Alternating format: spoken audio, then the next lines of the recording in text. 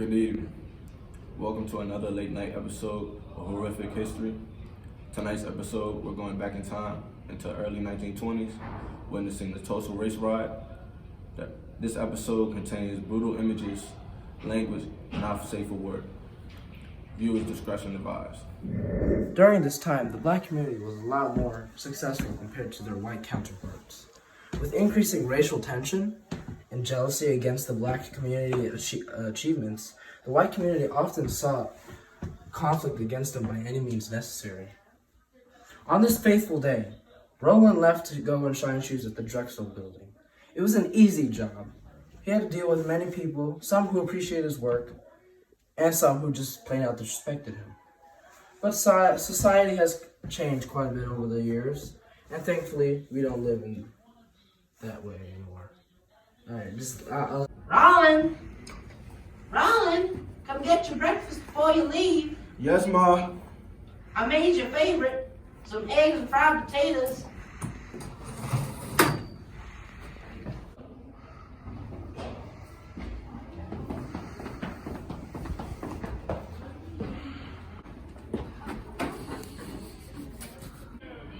Fast hurry now.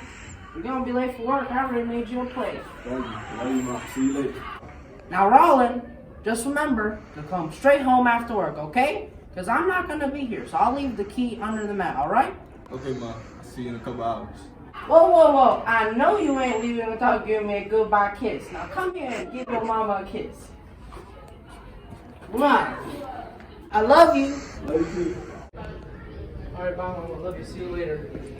Good morning, Joe. Hey, good morning, Roland. How are you today? I'm good. You shine some shoes tonight? Of course. Can't get money from doing nothing, you feel me? You ain't lying, that's for sure, though. Yeah. Hey, you want to play some baseball after work? Nah, I can't. Mom said I gotta go home. I see. I think. Alright. Well, maybe next time then. Yeah. Well, I'm gonna let you go then. Hey, you taking the elevator? Nah, I gotta take these stairs. I gotta get some cardio, you know. Play some baseball. Alright, catch you later. Alright, man. I'll see you around, man.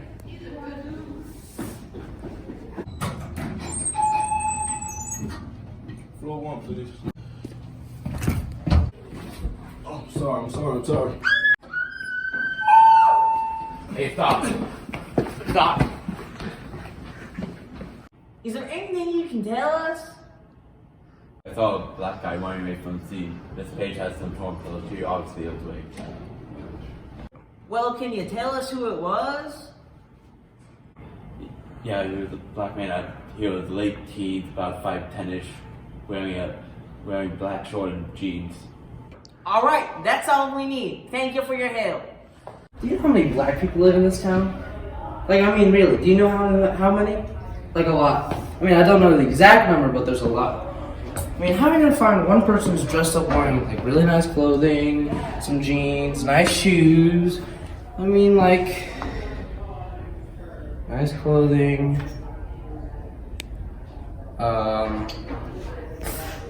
This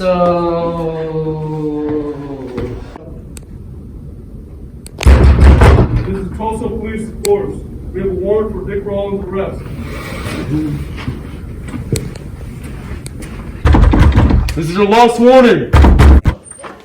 Get down on the ground. Stop resisting! Rapist! I need backup! Policemen normally do not use this much force against the mere suspect. So, obviously, it means that there's something personal going on here. You caused quite a mess down there. The accusations against you is clear and obvious. You raped that woman and you'll be lynched. On what proof? The ripped clothing, the bruises, and eyewitness testimony against you. This is ridiculous, officer. How can you believe that? I haven't even gone to trial yet. You're lucky if you get a trial. You're practically dead. The whole town's lined up outside to kill you. No one's gonna believe you're innocent. You all are all criminals. That includes you.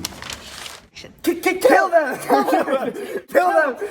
Kill him! Alright, everyone calm down. Mr. Rollins is under our supervision until he is taken to court. Now, no one's gonna get lynched here, alright? Stop trying to protect him. They're nothing but criminals. We can't have a rapist running around our community, especially with our kids. We must purge our community of this filth.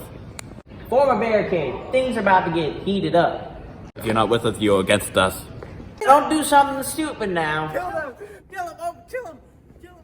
Kill the rapist! John! Hey, handle the gun.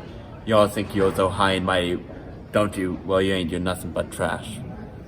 I ain't looking for no trouble, sir. I'm just here because of my friend. Not trying to start no fights or nothing. I know what you got against me or why you and your folk are here, but we ain't all that different. We all have families to feed, a roof to put over our heads, and clothes to put on our backs. You may think I'm trash, but because of my color of my skin, but it got nothing to do with that, sir. How that's a lot of talking trash. Y'all think you're smarter than us? Now stay back now. I don't wanna hurt you. Sir, get off me! I don't want to have to hurt you. Give me the gun. You're gonna kill someone. Y'all don't deserve fancy clothes on your back. Get him! Oh. John! Years and years of built-up hatred will do that to a community. Won't it? It all came crumbling down. For what reason? The white community been looking for an excuse to kill since they realized that the black community had been a lot more successful than them. All the clothes, the jewelry, the shoes, the money messes up people's heads.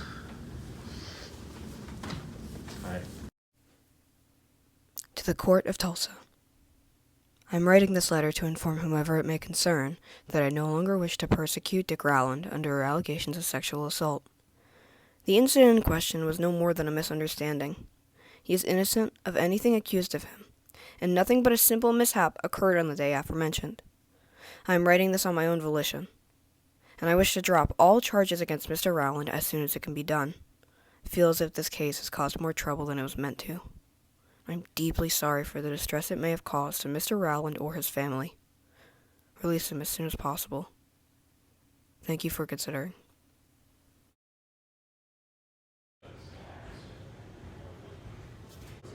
Now get out before we change our minds. Yes, sir. Yes, sir.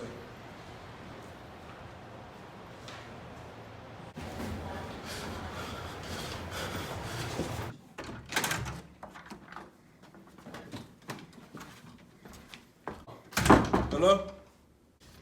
We're armed, you hear? I got a weapon. Mom. Roland? Roland! Praise the Lord! My boy! My baby boy! Have you seen Johnny? He hasn't come home yet. I'm sorry. My baby, my boy! That wasn't that nice. It was just a misunderstanding from the beginning. I mean, many people died, and to be exact, at least estimated 300 African Americans were murdered that day. An emphasis on estimated because they don't know. They were put in the mass graves. All this because of an assumption based on a man's color and the hatred for that skin color. If the security guard decided not to judge and let the operator explain and do her part as she was the first person in that situation, then this event may have not occurred. Remember, folks, don't assume because of personal qualms. You might do more damage than intended. Well, that's all today for today's episode. Have a good evening and take care.